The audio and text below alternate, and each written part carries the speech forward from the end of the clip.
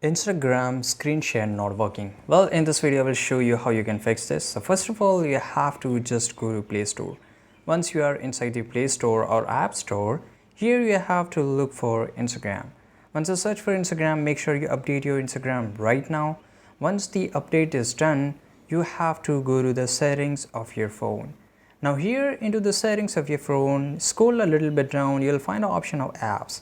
Click on the apps management, and guys, here you have to search for Instagram. So app management is basically, it will show you all the application which is present in your phone, right? And here just tap on Instagram, go to the storage usage, clear the cache, and after that it's very important, clear the data. But clearing the data, once you tap on OK, you have to re-log in into the Instagram. So make sure you have the credential details okay with you. Once everything is done, once you have cleared the data, just reboot your phone and try to open your Instagram once again. And after that, when you try to do the screen share, it will work perfectly fine. I hope you found this video very useful. Subscribe.